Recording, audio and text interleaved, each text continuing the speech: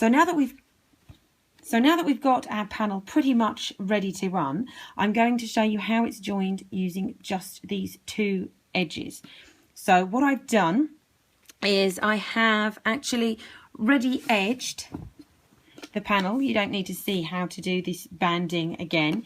The one comment that I would make is that this corner has 2 trebles, 2 chains and a single treble, and obviously we start in the same way that we've started everything else, with 2 trebles, 2 chains, 2 trebles, and then we're going 1 stitch in every stitch as we have done for all the other bands previously.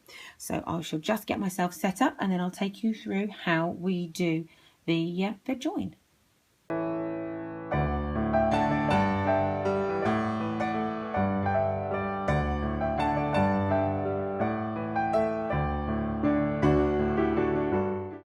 So what we now have is we're up to the point directly opposite our starting point. This is going to be in the centre of these 2 pentagons, and I've stopped just before the treble chain 2 treble stitch. So find our yarn, go in, create our treble as we do normally. I will then chain 1, and now I'm going to find the corner and I'm going to put the hook down through that corner, and I'm going to slip stitch, which becomes my second chain for that corner piece. I will then do another treble, and for the top of every stitch that we work, we're going to go into the next available gap. We're not working stitch to stitch, we're working stitch to gap on our pentagon. So from the top of our next stitch, we're working into the next available space, and we will be working from stitch to space all the way along. And so our first available space is here, so we put the hook down, bring it up through, and simply pull the slip stitch through. Then work the next treble, which will of course go into the top of the next stitch. I tidy away my ends on the slip stitch rather than on the treble, so that we keep same colour to same colour. So there's our treble, and then we're going to find the next gap, which is here, and we're going to put the hook through and slip. So we then treble in the next stitch, and we put the hook through the next gap, and that will work very nicely all the way along until we come to our first corner. So I'll just get this bothersome tail out of the way now that I've next gap would be here. Now that I've managed to tie that away somewhat, so I'll just snip that out of the way, and then we can move on down to the corner. So I'll hopefully be able to do that slightly faster for you now. So treble in the stitch, slip in the next gap, and this way all of our counts work out and we have a very neat corner when we get there.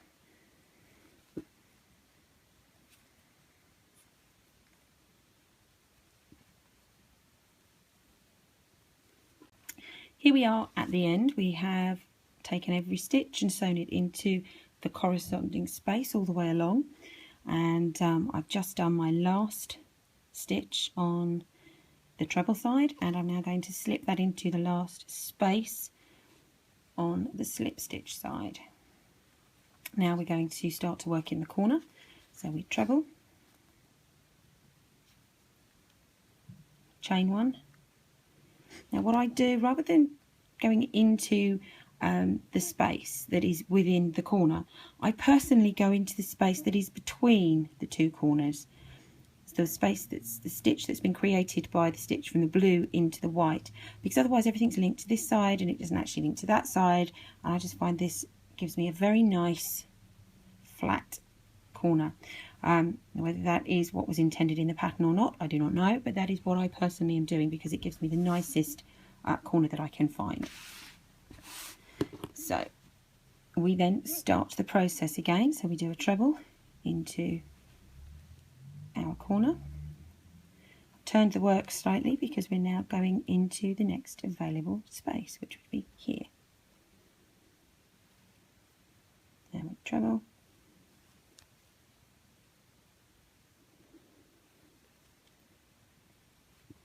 We go into the next space, and we treble, and we work our way down to the end.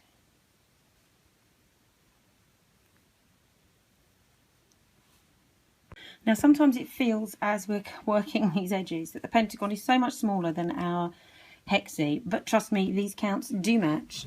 I've worked them many times, I've double checked them, I've triple checked them, and they do match very nicely. Even though it still looks to the eye that this is so much longer than this side, it just isn't. So we'll just continue working through. So go to the next available space, and then we treble.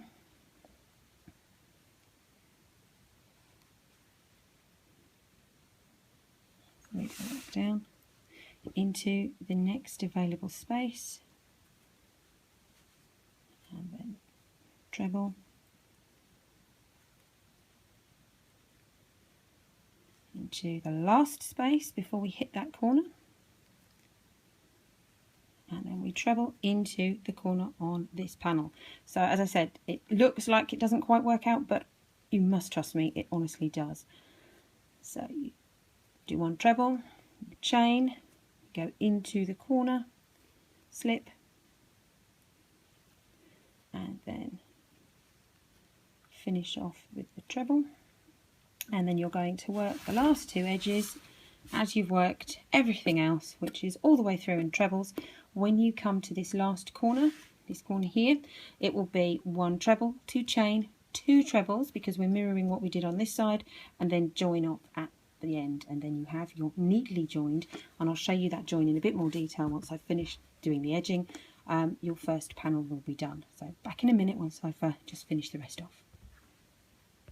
Here we have the completed 9th round, and as you can see, it has joined very neatly and evenly all the way through. Point to point on the two joining pentagons, and through that center seam, if you want to call it that, where it joins the two pentagons at a single point. And remember, we're stitching in the top of each of the stitches for round 8 to create this joining band for round 9, and the stitch to gap is how it works. Stitch to gap, stitch to gap, and that way everything has somewhere to go and everything matches up perfectly. So hopefully this has been useful to you. If it has, like, comment, subscribe, share, all that good stuff, and I will see you next time around with the video for joining on this additional side here, so that you're joining two panels to each other as you move around the blanket. So it would actually be on this side, we'd be joining something here, and we would be stitching these three, joining those three corners. So I will show you how to do that next time around. See you soon.